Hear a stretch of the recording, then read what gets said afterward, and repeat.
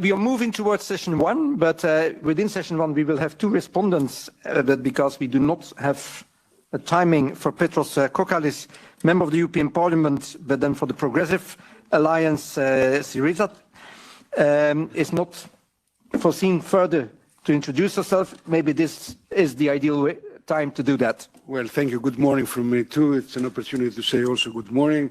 I'm no longer with Syriza for better or worse, but an independent at the moment with the left. And I'm very much honored to be on the same panel with two of the wisest, most bolder and most innovative people I know in European farming, Tassos and Frank. I'm also very honored to work on the footsteps of the smart villages that Frank initiated in the past mandate, and now we have there was an acceptance of our preparatory action for the startup villages, which are an organization to help the young farmers go back and be innovative and use this innovation to marry the green and digital revolution and do more with less, as Frank said. This is really something we must do because we face a tremendous problem of waste, not only in consumption, which is well known, but also a big waste in production, waste of water, waste of soil, waste of inputs, fertilizers, pesticides, and this is something that we need to do better with, like Tasso says, the data handling. So I had the opportunity in this mandate to work on a bunch of files that work on the data and the way we collect the data on the economic, the RIA, the economic accounts of the farming sustainable data network, and of course the statistics for agriculture input and output, which for the first time have a harmonized way in the European Union to collect this data. So it's really important to have this data, and using evidence-based policy is probably a way to build back trust with the farmers and also the consumers, because it seems to me that these days the farmers are not really happy. They are the first ones in the front line of climate change. Their productive capacity is being ravaged by climate change. They know that, and the last thing they need is from us to, punish them or tell them what to do. So maybe data is a good way to build this trust with the farmers, but also the consumers are not really happy with the prices of the food. And I would dare to say that both the farmers and the consumers are exposed to health concerns due to the tremendous chemical input involved in this production. So there's a lot to do here. I'm very happy to be part of this panel and looking forward to the presentation. Thank you. Thank you, Frank. Thank you, Tassos. Thank you, Petros. That makes that we can start diving into the first session on supporting an inclusive, sustainable and resilient digital future in agriculture. To look at the role of policy, I will not moderate it myself, but we have Antoine Auger with us.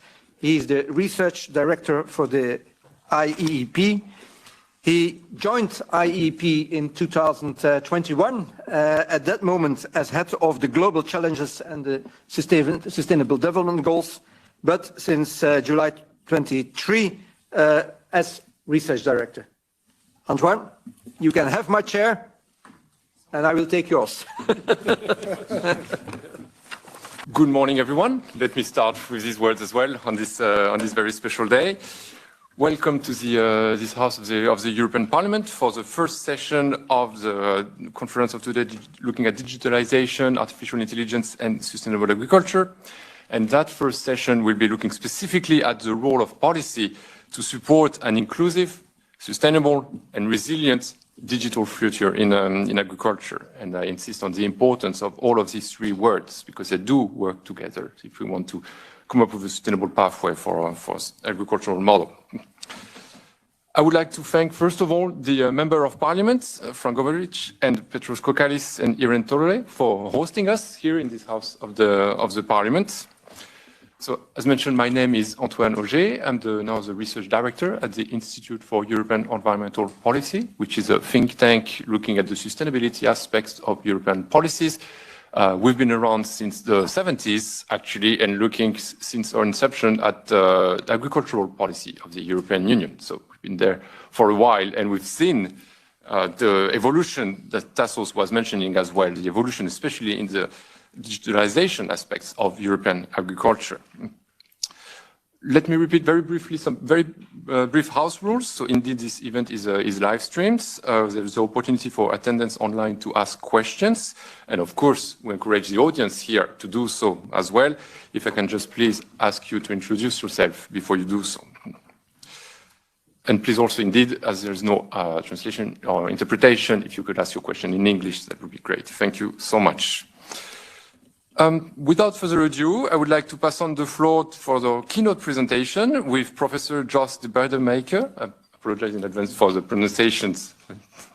Very good. Who's a professor of mechatronics, biostatistics, and sensors at the University of Leuven.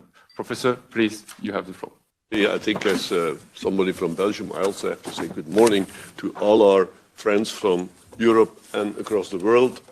And welcome here in Belgium. I didn't have to travel far, but I'm very glad that I can give some of my thoughts on artificial intelligence and what goes into it, and that's, of course, data quality, because it starts with data, and the challenges that come then from the data, but also come from the adoption of AI in agri-food.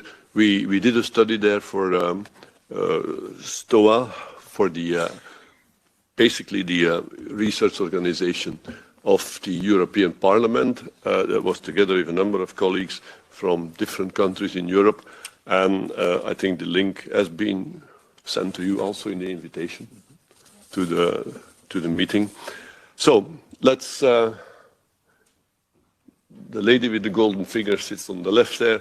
And so we'll talk a little bit about the value chain and the digital data, the data quality, I think, and then from data to models. And there is, of course, some barriers, and there are some risks, and maybe there is some policy actions that one should look at. I think we already had quite a number of interesting topics introduced by the members of Parliament here a few minutes ago, and I think they're well aware of the opportunities and of the challenges that exist there.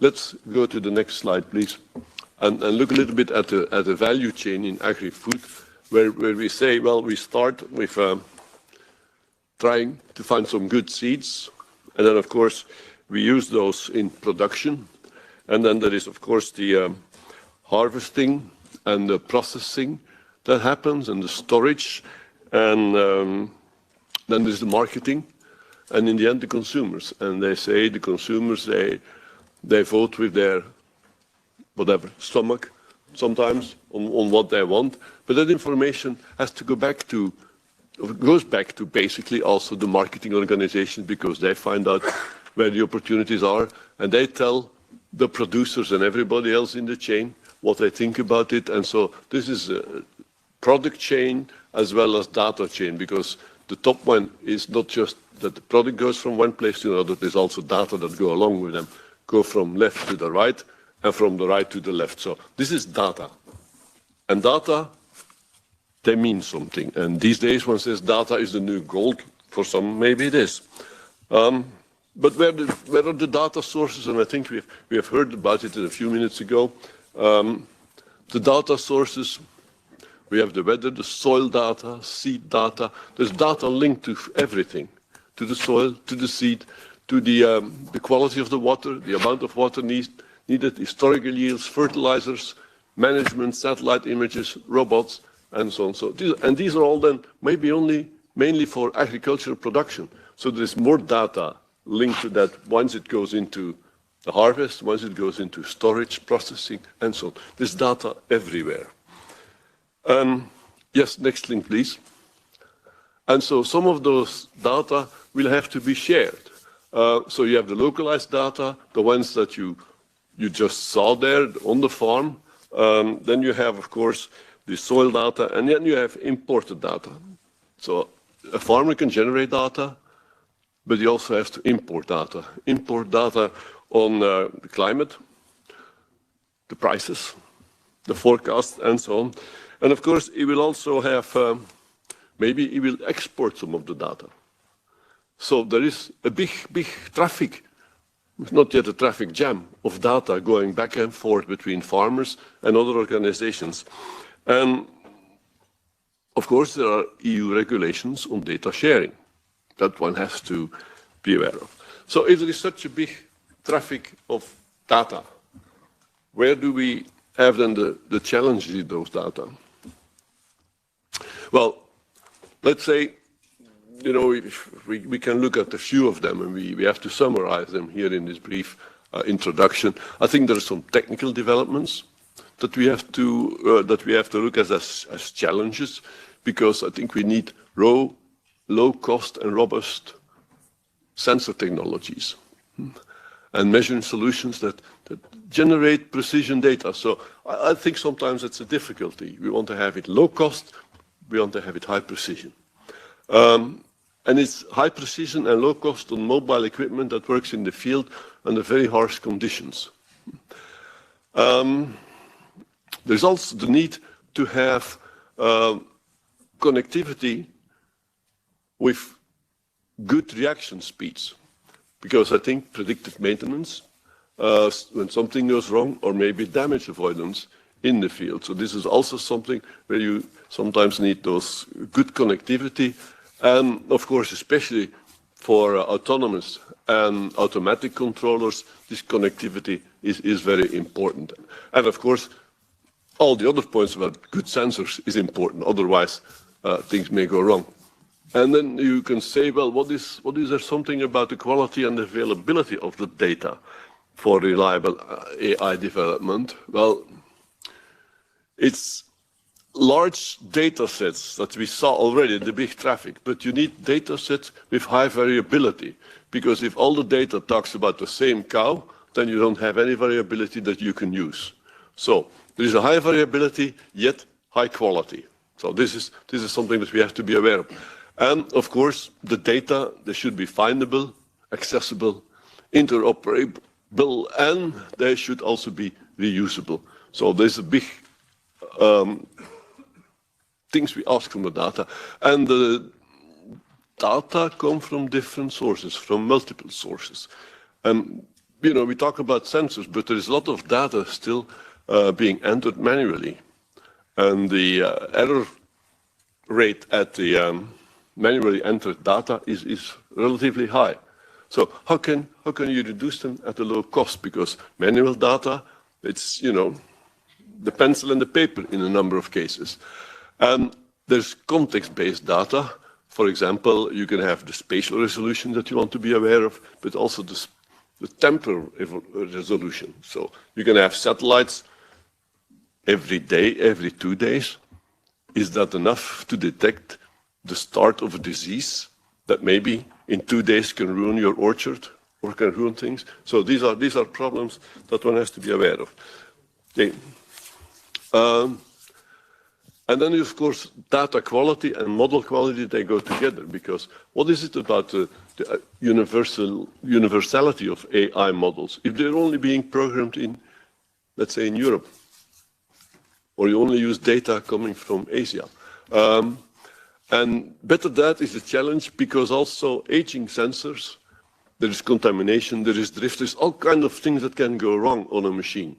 And there is, you know, maybe a contamination of other data sources, and the network problems, and so on. And how reliable are the external data sources that one uses? So, and what to do when the actual data that you measure are out of range, and maybe that doesn't work on your AI model. So do you tell it to people? Can you make sure? And can you clean up the data? How can you clean it up? So some people suggest you should use AI to clean up the data, but so then you may be in exaggerating problems. And how can you test the data? How can you improve them? So do we have quality standards on the data? And then you have to transfer the data. Yes, please. Yes, and there's standardization activities on the data, and I think we, well, agricultural information platforms must use data, must have access, so there is some standardization needed.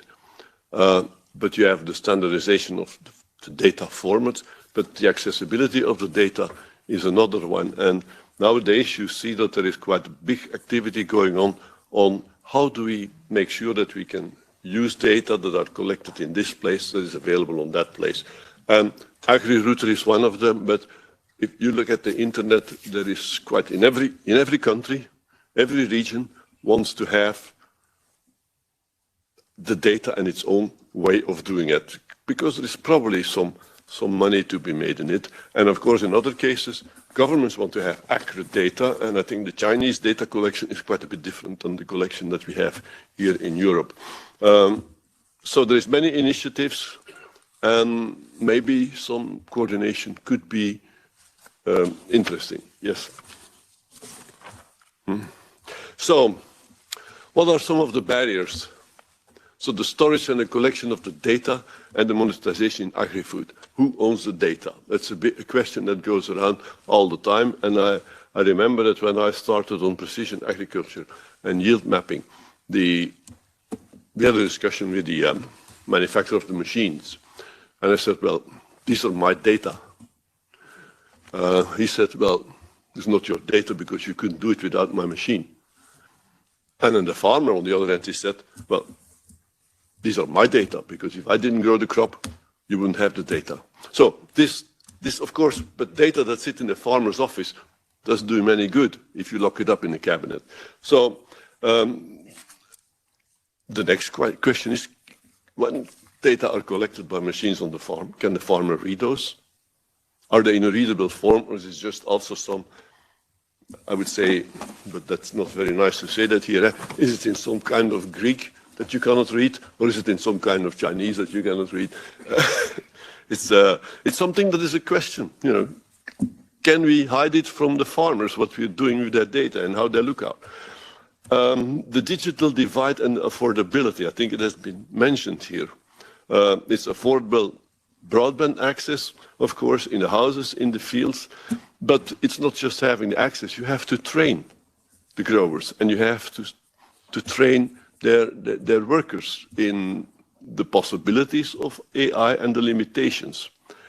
And there is some concern in a number of places that AI may have quite a bit of influence on female farmers. And here I don't say whether it's going to be negative or positive. In some places it may be negative, in other places it may really stimulate and help them. So that's a thing to, yes please.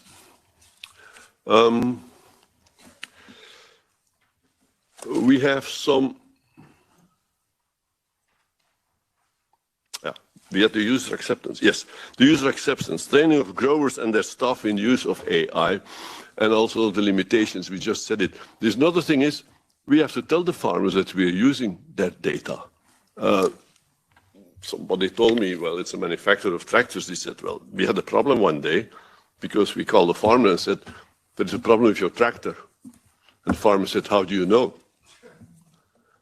And so that was a problem because they were collecting data from the tractor, but the farmer didn't know. So of course, then all of a sudden the farmer says, and what else do you collect from me?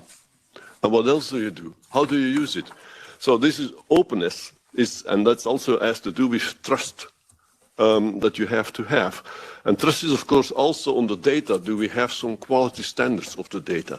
And do we also store the metadata that tells the validity, the integrity, precision, reliability, and so on, and the range of the data, transferability of the data collected by machines, by research organizations, and so on. And what is it there for equal opportunities to use the data and the digitalization in agri-food? Are there equal opportunities for everybody? There is a big thing that is going on, of course, it's the use of digital twins in the combination of artificial intelligence, because digital twins are like a virtual machine. Just think about it. In planes, you can explain it better. You know, an airplane that flies there, it has somewhere at Boeing or at Airbus, it has its digital twin. So it's a virtual machine sitting there, a virtual airplane, and so it continuously compares the data collected by the plane in the air with the models that is flying there. It can tell you something about how it is going. And so digital twins for growing lettuce in your greenhouse is being developed. So there is some opportunities there and also challenges because the models have to be good. Otherwise, you go off track. Your lettuce will not grow in the right way. And then there is the next one, the ethical use of the, yes, please. The ethical use of the data, I think, is one of the big concerns that we have. And it has to do with the access of the data. How are they analyzed? And how do you use them? Because will you say those data don't fit with my thoughts? I'll not use them, I'll discard them. So that means that data-based algorithms can have bias, a bias that maybe maximizes the profits.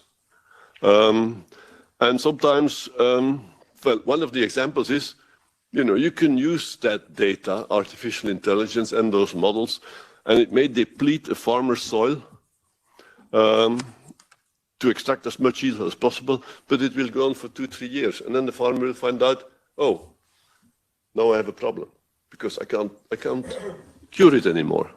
So that's the profits for one person may be at the cost to another person, and that may be a delayed cost. So that may not be visible in one season, but it comes at a later stage. And the same goes on biodiversity, because you can also use those models and well, maximize your profits at the cost of biodiversity. Of course, you can also have your models aiming at maximizing biodiversity. It could be non-detected disease. What if something goes wrong that you did not notice and that your models cannot handle it? And zoonoses are some of those things in Europe and across the world, I think. And if you have AI models, Microsoft is sitting here, I think. If you have AI models developed by Microsoft solely on data in the US, or do they work here? Do they also work in Australia? Do they work in Africa? And the other issue that comes there is the explainability and the robustness. If there's models that you say, I don't see how this works, I don't have any idea what's behind what science it is behind, does it explain some of the science? Then it may be more trustworthy than when you just say it's black box, data in, good things come out, but I don't know what happened in the box. Yes, please. So we also were asked then to give something about the policy issues that may be involved to bring AI in agriculture in a way that some of the challenge for small farmers of the ethical issues, of the accessibility can be maintained. And we had issues that talk about the rights and expectations of farmers, of technology providers, and of the public. I think there's something regulation that may go in, and we don't go into the detail here in these 15 minutes, but we wrote something about that, and you may be interested in reading it, but maybe there's some more issues to be said. It's just a topic, but how do you organize that? Maybe you don't want any rules there. The risk and liability regulations and the role of insurance companies. Here I can just give you some of the examples that you may think of. If you drive your autonomous car on the road, automatically, when an accident happens, do you know what happened before the accident? Do you store the data for a while? So is that also something that has to happen on farms? Did the machine detect the disease in the crop in the right way? And then this is disease spreading, and the farmer says to the sprayer manufacturer or whatever service provider says, it's your fault. And the service provider says, no, it's your fault. My system is right. You did it wrong. You pushed the wrong button on your machine. So storing the data for solving the issues afterwards and the insurance things is an important issue. And having those accessible, because it's not just, maybe the manufacturer stores them, but maybe they're not accessible to the farmer. So the automation and the protection of farm workers, I think that comes in the same issue. Is it provided there also for insurance purposes, but not that we want to make AI models just for insurance purposes. But I think we have to be aware that accidents happen. Knowledge creation and management policy option, the exploitation and governance of the European databases, that's been mentioned also already earlier also here, the transparency and the quality assurance of the AI models. Do we want to have a check on the accuracy and the reliability of the AI models? Do we give them a certificate just like, or do we give them an approval just like we do it on medication, on medicines? Maybe that's extreme. And I think the other part that comes with it, do we also take care of the fact that we have to avoid the increasing digital divide? People that know it and people that don't know how to handle it. I think the digital divide is a big worry. And that goes farmers, farm workers, because if we come to the fact that maybe one machine will operate for 20 farmers, will all those farmers be aware what is in that machine that helps him to farm better? Will he have trained? Can he understand what is happening? So that's the training regulation.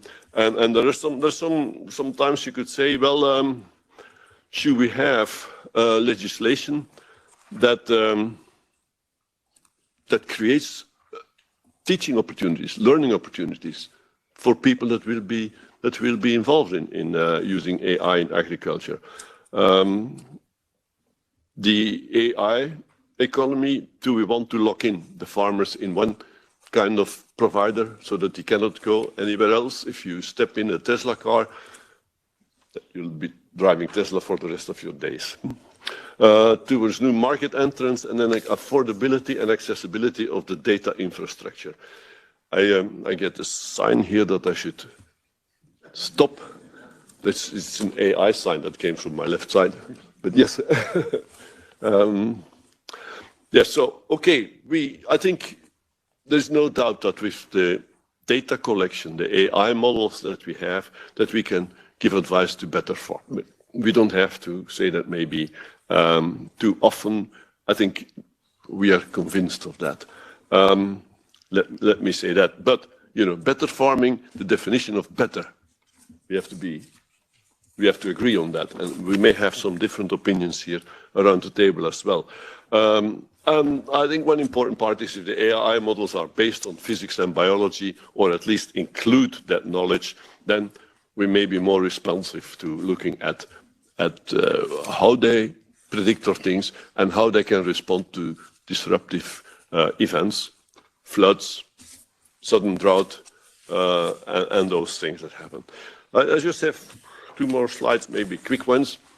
Yes, the one that also comes there, do we have to really make rules and regulations? Because can't industry do it itself? And then there was an interesting response of Sunak, the Prime Minister of the UK, that says, he says, you cannot just make students or companies responsible for marking their own homework. So maybe that's the thing that we should keep in mind on those issues. And just, we have to give some slides with precision agriculture. So this is the financial profit that on a field that we worked on, and you see where it's red, that's loss. And there the same input went in, but the farmer paid for, well, maybe it's paid for a bit more being able or allowing to work on that land, but that's not the business of farming. But also, okay, so this is the financial profit, but yes, next slide. And this is what happened then. You can have, and that's the data. That's the data on the previous crops. So that's the past, what happened there, which treatments did we give, and so on. And this is part of how we go into artificial intelligence in agriculture. And this is just on one field. You know, and then you talk with the farmer, and all of a sudden you say, oh, this is what happened. And the farmer says, oh, I did not know. And that's, of course, where you want to go, that at a certain time, the farmers will say, oh, this AI model has told me something that I did not know, and it seems to be right, what he says. Thank you very much.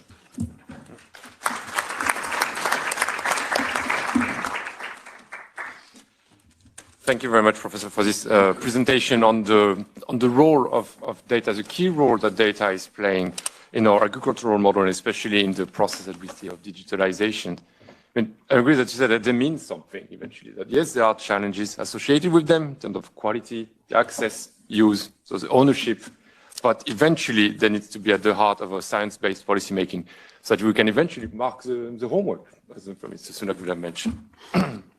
Thank you.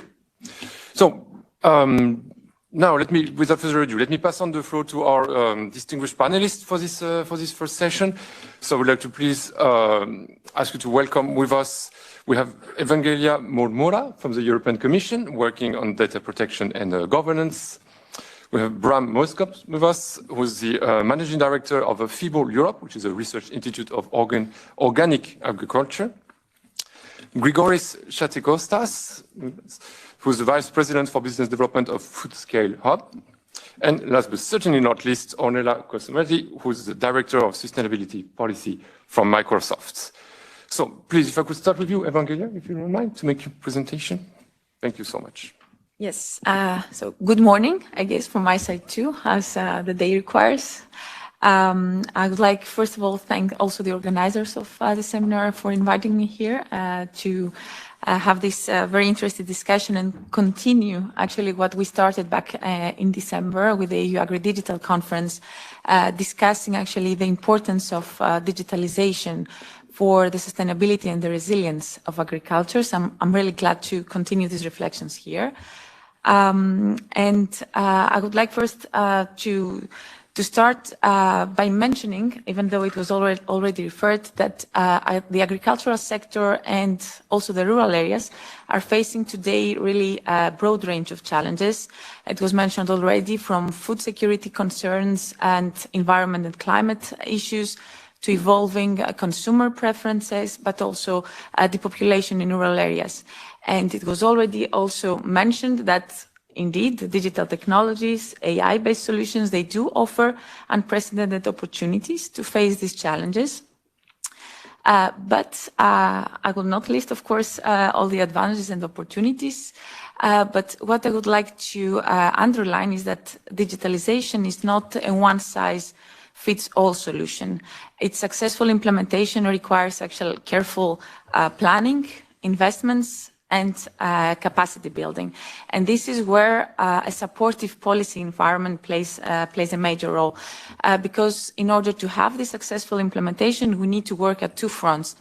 First of all, to boost the uptake of digital technologies by farmers, but at the same time to unlock the potential of data and data sharing, as both of them, as it was also demonstrated by the professor, on the field, everyday farmers produce huge amount of data, and it is the other side of the coin of digitalization.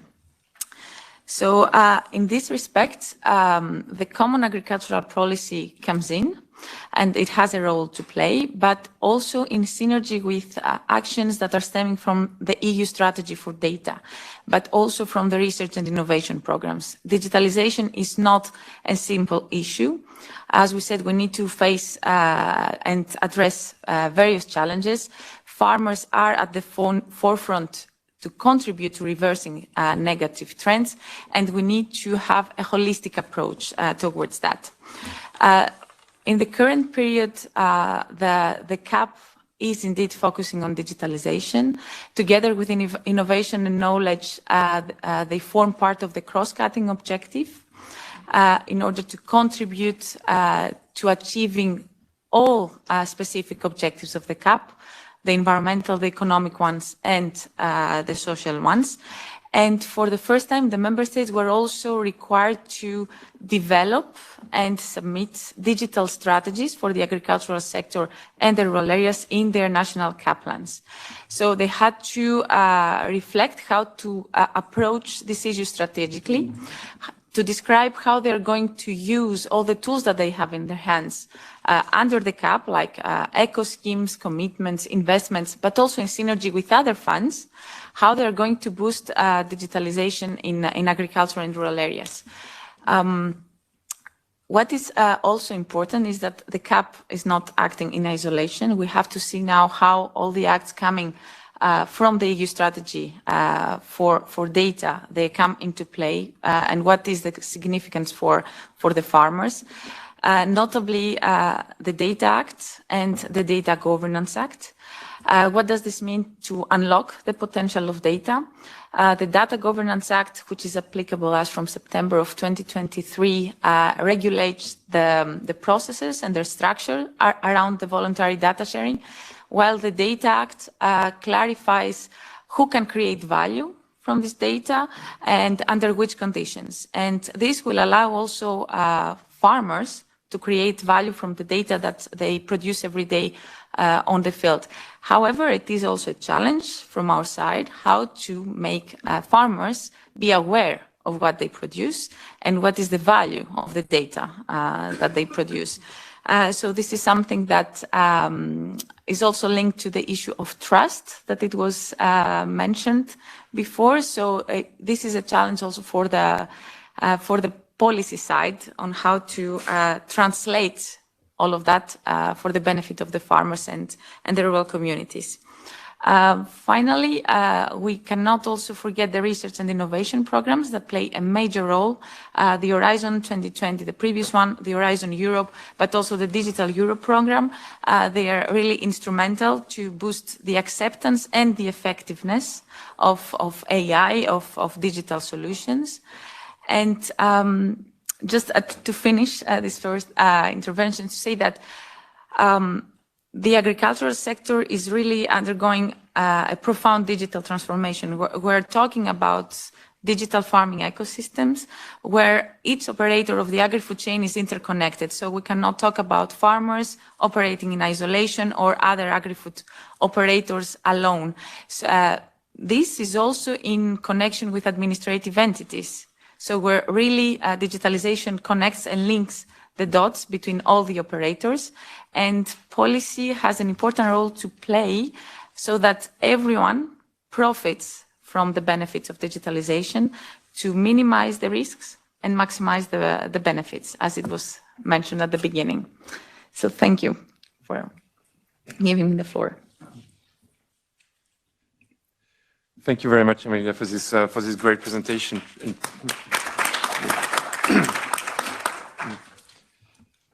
Thank you. And indeed, mentioning that digitalization is not necessarily a silver bullet for sustainable food system. And that brings us back to the role of policymaking and the use, of course, the use of the available funds from the EU to the farm level, eventually so that everyone can benefit. Now, let me pass on the floor to Bram, because we've talked about the role of data in the digitalization process for agriculture and the challenges and opportunities that are associated with them. But perhaps now we can talk a bit about organic agriculture in particular that could present some specific opportunities and challenges. Thank you very much, Bram, for being here with us this morning. And I pass on to the floor. Thanks a lot, Antoine, for the introduction, and also good morning to all of you. Today's event is about sustainable agriculture and digitalization. And before we talk about whether they can support each other or they are in contradiction to each other, I think we need to first better understand what we mean with both of the terms. And for me, sustainable agriculture, there are many different definitions and there are many different approaches to that. But for me, sustainable agriculture is about agroecology. And there I would like to refer to the original definition by Altieri in the 80s that said that agroecology is about the application of ecological principles to agriculture, and he put a lot of emphasis of the role of farmers in this and also the role of the knowledge of the farmers, so to capitalize and value the knowledge that the farmers have about their farming system. And later on, agroecology was also adopted or embraced by more international institutions like the FAO, for example, that also recognized agroecology as a way to achieve sustainable food systems. And also the FAO put a lot of emphasis on the promotion of social equity. So if we talk about sustainable agriculture, it's not just about protecting the environment or protecting biodiversity, but also recognizing the social aspects of farming and the role of farmers. So we heard from Josef, from the professor today already, that digitalization is more about data. It's all about data. It's not just about automation or another level of mechanization. It's not just precision farming or milking robots. It's about collecting large data sets and creating value, creating knowledge out of this data. And so the question, if we want to answer the question, can digitalization support agroecology? Can it support sustainable agriculture? Then we need to first see what kind of services, what kind of value this data provides in order to support this transition to sustainable agriculture. And with FIBEL, we believe there is a potential for digital agriculture and the use of data, but they should support more complex systems, more complex cropping practices, and not facilitate a further intensification and a further expansion of monocultures. So if we use AI models, if we use digital technologies, they should enable the farmer to design more complex systems, more complex crop mixtures, more complex crop rotation. And also in livestock, we can think of examples where digital tools can facilitate or can help the farmer to improve or make it easier to manage the herd in extensive grazing, where perhaps a farmer doesn't have access to or cannot visit the animals every day. But with the use of online tools, with digital tools, can see if the herd is in good state and doesn't get lost. And so in all these kind of tools, it's important that we're not just assessing the agronomic value of it, but also assess the social and ethical consequences of this. And this is, for example, what we do in a project called Partudea. It's a project that we are involved in that is all about unlocking the potential of digital technologies in agroecology. And so we have a holistic, encompassing assessment of all these tools. So all in all this, if we talk about digital tools for agroecology, it is about empowering the farmers. It's not making the farmers a slave of the tools. We also always need to see first what the first is the objective that we want to reach is more sustainable agriculture, and then we can see what tools we need for that to achieve that goal. And so the models, the digital tools should enable the farmers to make better decisions, not just providing a recipe, telling the farmer what to do, but provide options, generate alternatives, rank them, and help the farmer to understand what would be the consequences of certain choices. So that's our vision of digital technology for agriculture. Before I close, I would like to say a few words about the environmental impact of digital tools, because it seems very clean. I mean, our digital tools seem very clean. The smartphones are not that large in the end. Our data are just somewhere in the cloud, hanging in the air, but that's not how the reality is. In fact, in reality, our digital technologies, they depend on a huge network of big physical devices that consume a lot of energy, like servers. And so there are a lot of energy-intensive processes behind that. And it's difficult to estimate the carbon emissions of the whole ICT sector, but some studies say it's up to 2 to 4% of the global CO2 emissions.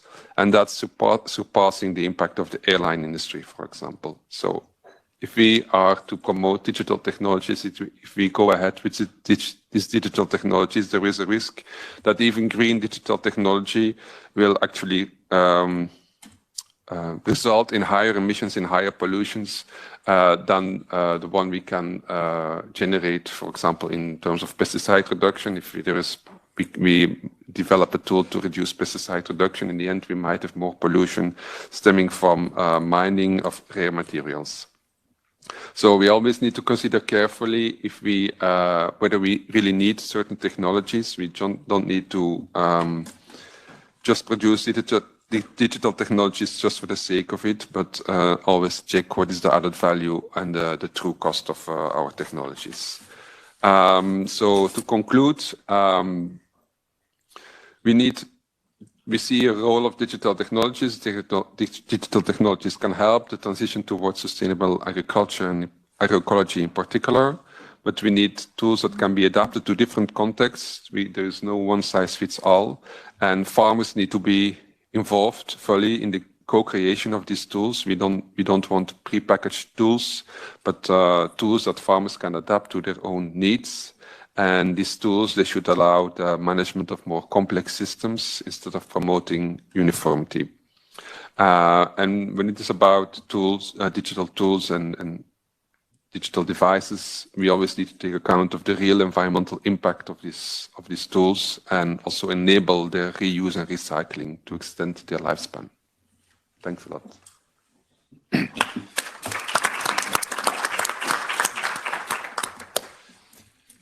Thank you so much, Ram, for reminding us of the special opportunities and challenges for the organic sector relates to digitalization. And also to remind us that the data collection and data use does not necessarily happen in a vacuum, but also there are some environmental challenges associated with them. Now, we've talked a lot about EU policy development at the EU level. We've talked about the particular importance of data for digitalization, the role of organic agriculture. Now, I would like to turn to you, Grigoris, you're the Vice President for Business Development of a Food Scale Hub. And I was hoping that you could give us, first of all, your perspective on all of these topics that we're addressing this morning, and perhaps also a particular word on the member state level that is also absolutely crucial for the policy development process. And for instance, we understand that the Greek government has made AI as one of the priority in the sector. So your reflection on the matter would be wonderful. Thank you. Thank you very much. Good morning from me as well. Indeed, I'm here to bring you a positive message from the Greek innovation ecosystem related to AI for agri-food. Allow me please to share a couple of sentences on our perspective at FoodScale Hub. So what we do is we work to maximize the impact of the European research for society and for economy. We're working, if I'm allowed to speak as an economist, we're working to maximize the return of investment of taxpayers' money when it comes to agri-food technologies. And under this perspective, we observe lately in the Greek ecosystem some very positive aspects with respect to the performance of it. Let me start, for example, that we had the first exit of a startup based on AI technologies in Greece. It's called Docmenta, and that inevitably raised the appetite from the side of investors, raised the appetite from the side of big corporates. So now we see that we have lots of other investments happening in similar startups, but we also see that the big companies are either acquiring stakes at those or they're developing their own AI teams internally. And this is also accompanied by a great performance of the Greek ecosystem of academics, of researchers. I can name at least two big flagship projects on AI for agriculture. One is Smart Droplets, that we have the honor to participate, but another one is Pest New, that we don't participate in this one. Unfortunately, we lost in the competition. But nevertheless, in both of these projects are led by Greek scientists, and this is a very good message. There are a number of reasons for that. There is certainly, I can tell you that the Greek ecosystem is currently punching above its weight. But the reasons for that are somehow connected with the background. First of all, with the fact that the agri-food sector is traditionally quite strong.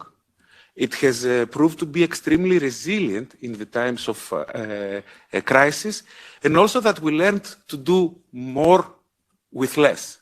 We learned to do more with less funding, we learned to do more with less smaller markets to operate, and that created the type of startups that will survive in the future, the camels, as opposed to the unicorns. Also, I might highlight the positive effects of brain drain. Yes, sometimes brain drain can have positive effects because it necessitated many of the researchers, many of the start-uppers of Greece to search their luck abroad, and this created a very broad network all over Europe that currently is bringing back results. Now, if to speak about the initiatives of the Greek government, first of all, we're talking about a foresight study about the generative AI for 2030 that looks at the 4 different scenarios And these are based on the technology development, but also the regulatory approach and the acceptance by the economy. And then there is also recently set up an advisory committee for AI. First of all, let me tell you that we consider these two as excellent first steps. No discussion about that. If you ask people from the startup and the innovation ecosystem, they will tell you that this should have happened a little bit earlier. But that's explainable because always the startup ecosystem is a couple of steps forward, and not very often the people from the ecosystem understand the pace and the timing of policy making. In these initiatives, from our perspective, we believe that it would be beneficial if the voice of the ecosystem was a little bit louder in the development of those. For example, in the advisory committee, we have excellent members, really prominent members, 11 individuals, 11 people. 10 of them are academics, and only one of them comes from the investment community. We believe it would be better if we introduce lots of stakeholders in that committee. The committee's role is to advise the Greek government ad hoc on issues related to the adoption of artificial intelligence. Let's go to the Foresight study. I read it because I also have a personal interest on Foresight, so I read it quite in detail. Again, 30 experts participated and were interviewed. Excellent experts, really representative of the ecosystem. However, our sector, agri-food, was not present there. This resulted in the outcomes and the suggestions of this study related to the agri-food to be rather generic. And we see that a little bit as a missed opportunity, because we could have used our input and our knowledge to tackle better issues which are connecting the agri-food sector with climate change, with food resilience, with food security, with topics that are going to be in the forefront of political discussion. I think that my timer already tells me it's time to stop, so I will finish with a couple of suggestions. If we have to give a message, first I would like to give a message to us as an ecosystem, to understand better the pace of policy making, to understand better that policy takes time and requires consensus, and participate in this process regardless of how cumbersome they might seem sometimes. A second message is that we need to exercise a little bit of empathy to the perspectives of other participants in this dialogue.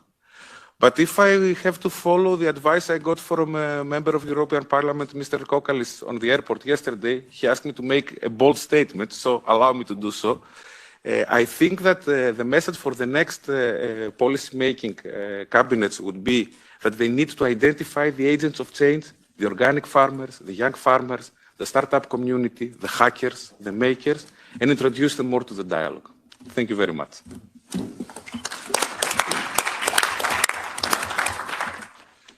Thank you so much, Grigoris, for your presentation. And as a moderator, allow me to congratulate you for the use of a timer. Thank you so much for that. Yes, I think it was very rightly so that you reminded us that, okay, digitalization doesn't happen in a vacuum. Okay, policy is key to guide and accompany the process. But nonetheless, this is happening. And we need to, it's very good to hear some key developments that are happening in especially in the Greek ecosystem, for instance, and those that are spearheading the process and in many ways are actually doing this homework. And again, I can only support you very much in your last messages and to the identification of agents of change to participate, to meaningfully participate into the process. So allow me now to turn to Ornella. You're the Director for Sustainability Policy at Microsoft. So we know that Microsoft is very interested in the agriculture sector, and when we talk about digitalization, I guess that Microsoft is a name that somewhat pops up in the conversation. So please, we're very, very curious to hear your perspective on the matter. Yes. So thank you, everyone, and thanks for having me today. I think, as you can imagine, all we have been talking about and doing in Microsoft these days is AI, and AI. But we've also been looking at it from an AI and sustainability perspective, as you rightly mentioned, really trying to minimize the environmental impact of these technologies on the environment. Obviously, we have a great incentives because electricity doesn't come for free, but there's also, innovation is there to always improve and maximize, the energy efficiency of these this technology. But we've also been looking at how we can use AI for sustainability. And obviously, there is no sector that can decarbonize without actually high quality data and measurements. There is no progress. You can't improve what you can't measure. And obviously, farming and the food sector is, has huge potentials. In the next mandate, we can still expect the food sector, the transformation of the food sector and food security to be a key priority as Europe tries to make itself as independent as possible from other regions. So obviously, huge role for technologies there to help farmers produce more with less. Microsoft's mission is really to build tools that can help individuals and organizations and farmers as well to achieve more. So, definitely at the moment, as it was mentioned earlier in the introduction as well, farmers are really struggling with soils that is less rich, less water. So data-driven agriculture is a tool that should be added to their toolbox. And here the objective is really not to replace farmers, but actually augment their knowledge in this space with data. As you can imagine, Microsoft, we're not farming experts. We really just provide the tool. And maybe something that a tool that's is worth mentioning is Terrain AI, which is a platform that we've been developing with 5 European universities, and it's been currently piloted by the Irish government as well as food processors or the carry groups and a farm site. And it's really just a modeling platform where governments or farmers could use it for decision making. So, for example, you will have municipalities choosing where to plant a tree based on the actual CO2 emission reduction they will generate in a certain side of town, as well as farmers getting to use some practices based on the effective carbon sequestration that those practices could lead to, rather than just assumptions. So, we see more and more of these tools developing also for that science-based policymaking that we were talking about, or data-based policymaking, if anything. And maybe just also to touch on the data sharing elements that was raised earlier. Obviously, data sharing is something that these models need. So the more we share, the more European data we might have accessible for specific customers, the better the customers would be served. But it's also data that is useful for the whole ecosystem, right, for the whole value chain. And as a matter of fact, the more and more we see that the work that we do for our customers is really based on their access for the whole value chain, for the whole food chain to those data. So we have a tool that, unfortunately, the name is still not catchy, but Microsoft, the Azure Data Manager for Agriculture, is this platform that is really allowing our customers to access data from different sources, as you were referring to, and you really unify them in one single spot, one single place, where different actors in the food chain have access to. So we have data from satellite data, as well as soil sensors data, farm equipment data, drones, and the like. So that's really something that provides empowers farmers and the full food chain to make more informed decisions. So when it comes to policy, there, I'm really hopeful that AI can be, technology in general can be also something that helps young farmers get into farming. This has been a challenge for the sector for years. Maybe this is something that can help,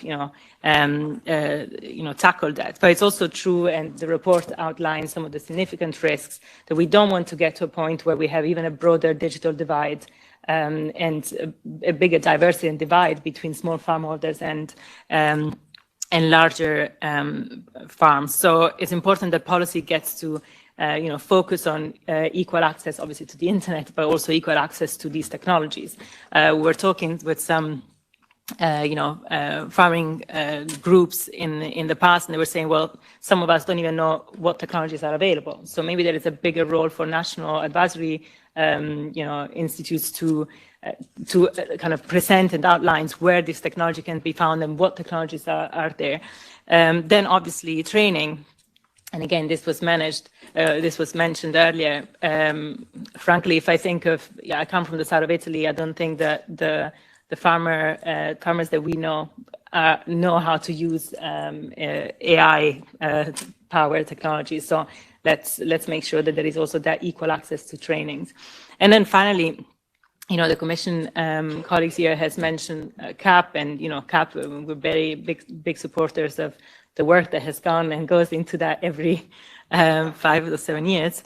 But given that we see that a lot of the money comes from the market, is it time to rethink, and to focus also on other financial incentives that might come from other tools, right? So this is not to say the CAP shouldn't focus and it shouldn't support the uptake of digital technologies, but perhaps, going back to what was mentioned in the introduction, a service as a product is probably something that could encourage the uptake of technologies, or more investors in those discussions, as was just mentioned for our other panelists. So just something to think of.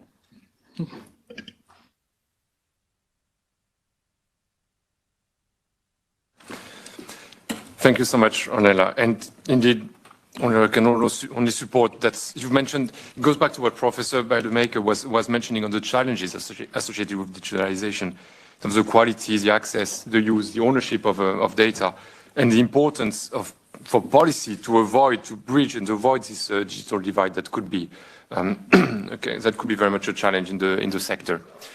So we've heard from all of our panelists. Thank you so much for your introductory remark. Apologies.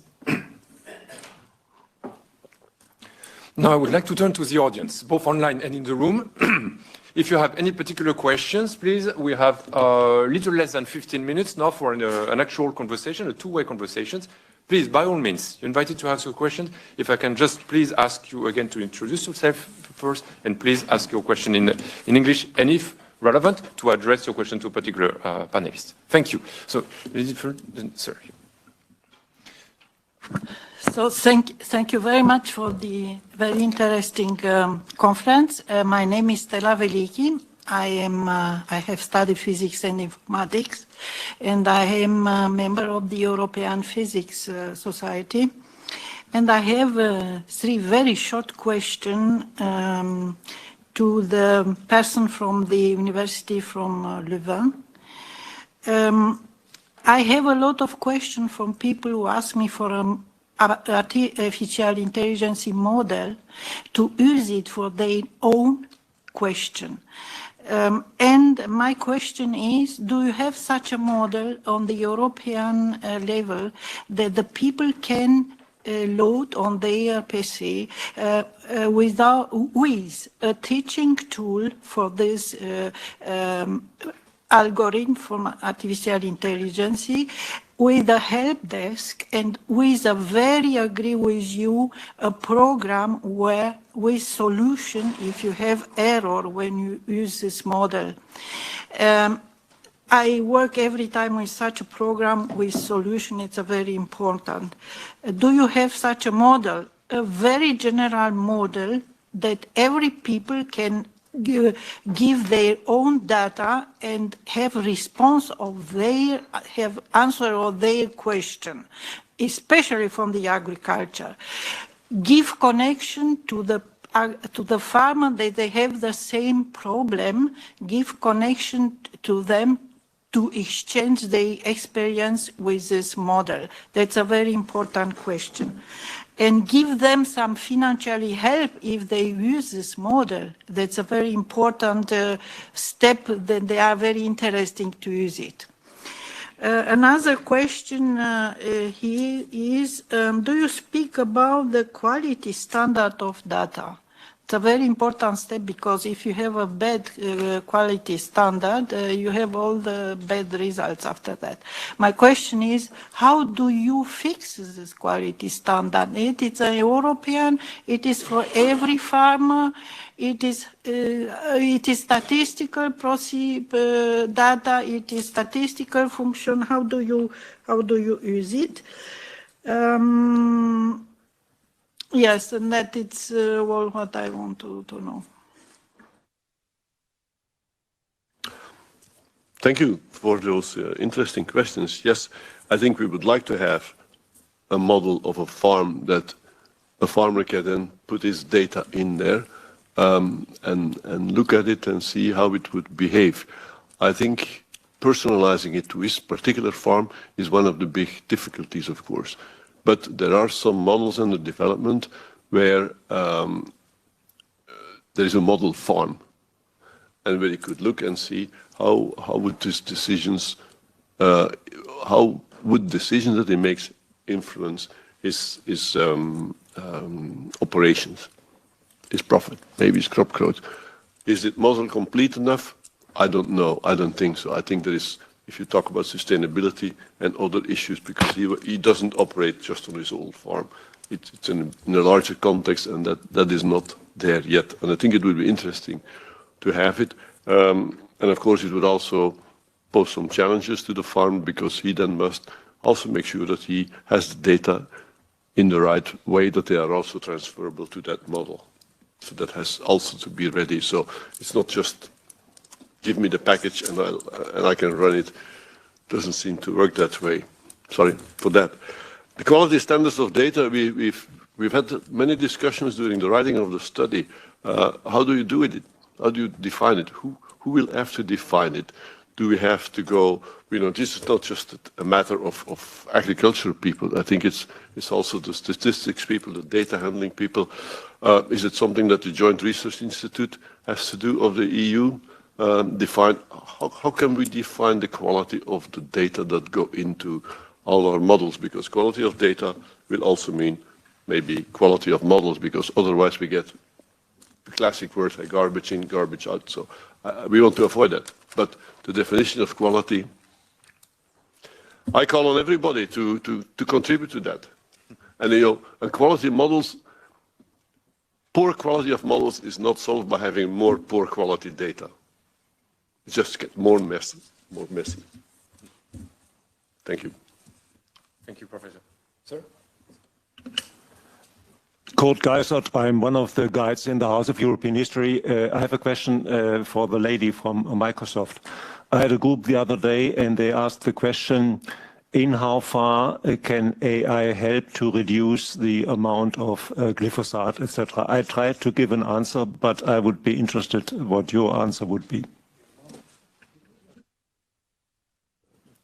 Yeah, I think, again, one of the main challenges that we also have, we had and probably continue to have on the glyphosate part is also that we don't know how much of it is used, right? So we know there are clear guidelines on how technically pesticides in general should be used, but then in the end, in the applicability in itself, there isn't much that we can do to actually monitor it. So ideally, if you have precision farming and the use of these technologies, you get to actually monitor the quantities. And then if farmers get to see how much they are achieving with that amount of, additional chemicals added into their fields, then ideally they can get to decrease based on the different practices and the data they get to receive. I think the main added value of technology, the immediate added value, is really the measurement. So you start to have a baseline, right? And from that you can improve, ideally, rather than getting worse.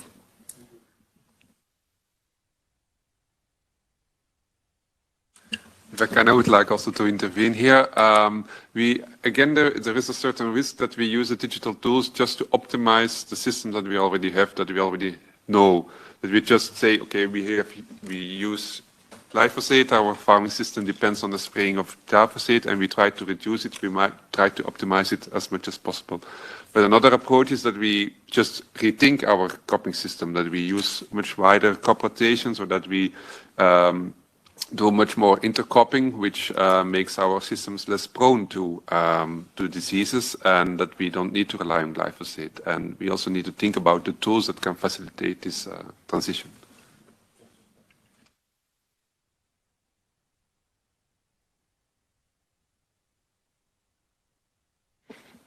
Jenna Teixeira from Animal Health Europe, and I would like to start with the point that when we have these discussions, normally we are discussing crops and we forget about animals. We forget about disease and pandemic prevention, early detection, the value of data to transition from more curative medicine to a preventive medicine.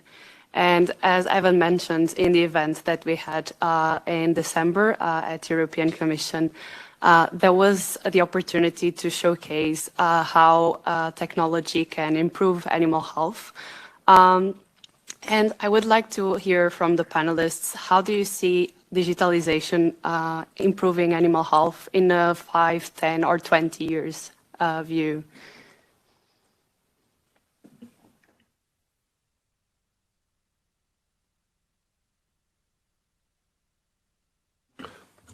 I think there is, from what I know, from my colleagues, there is quite a bit of effort being done on using AI and digital data for modeling animal behavior in terms of its environmental benefits, and of course, healthy animals also will be, healthy animals when there are no diseases, that is also better.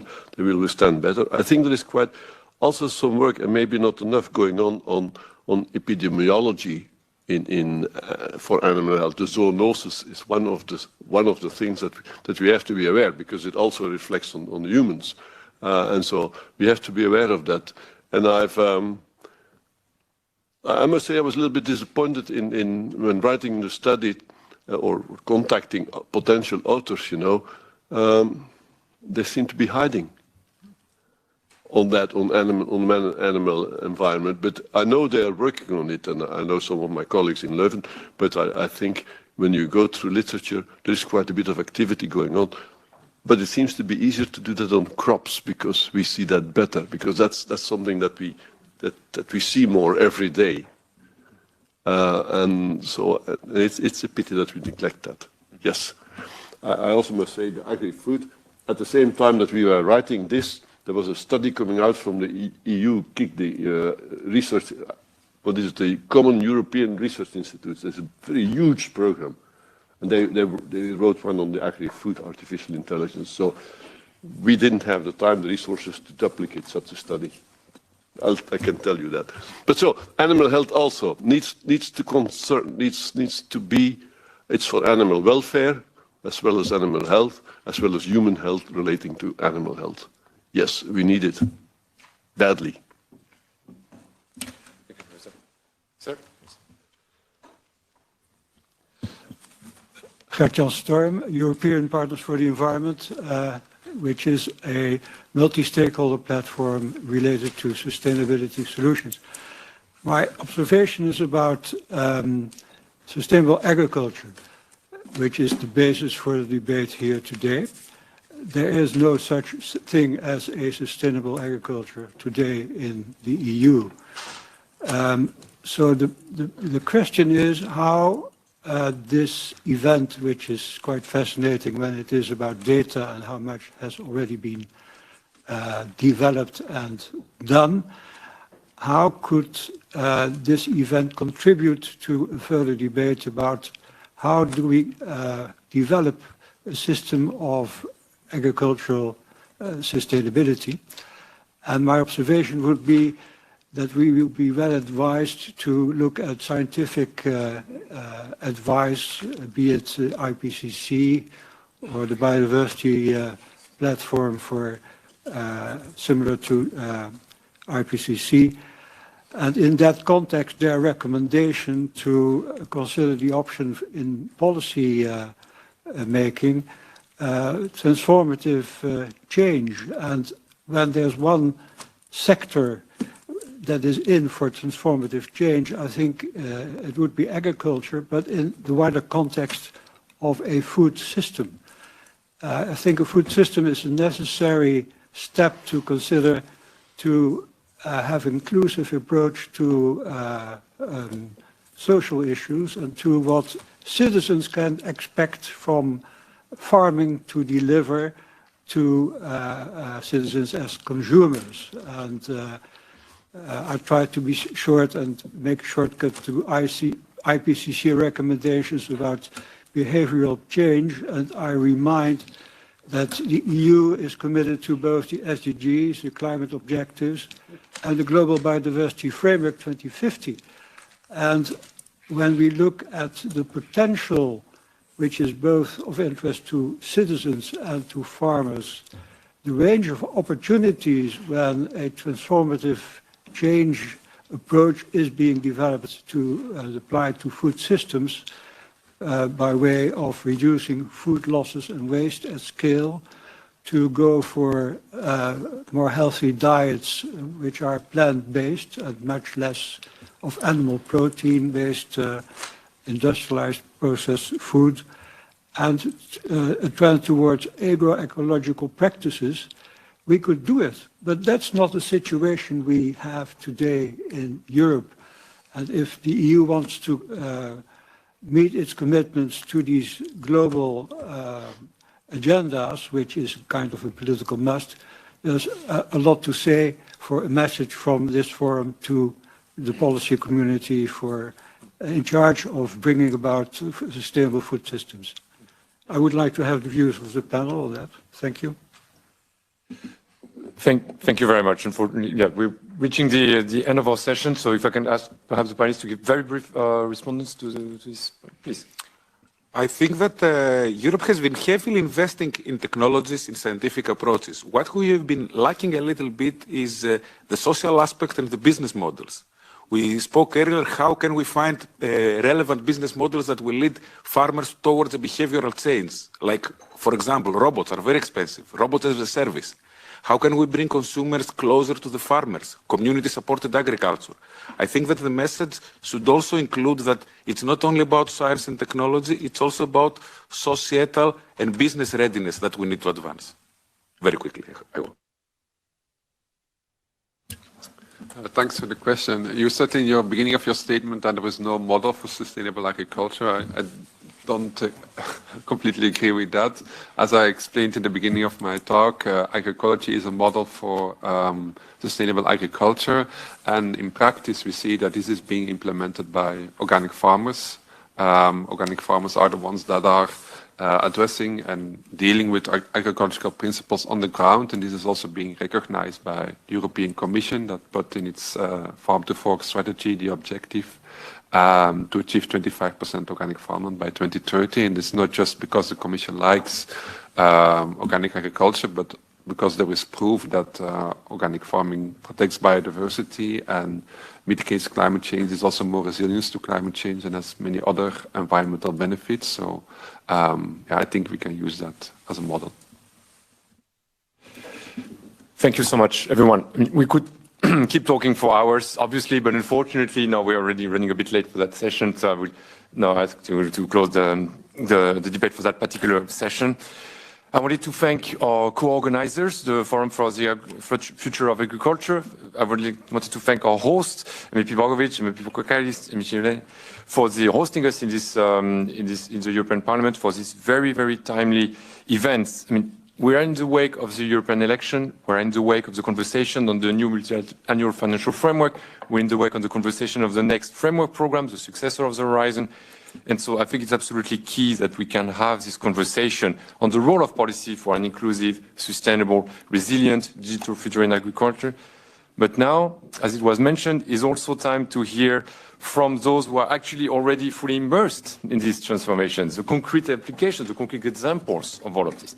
So now it's my great pleasure to pass on the floor back to our host also today, with Jürgen Tak, who is the EU Secretary General, for the session number 2, Out in the Digital Field, Opportunities, Challenges and Knowledge Gaps. Thank you so much, everyone. Thank you to our panelists for being here this morning. And please, have a wonderful session.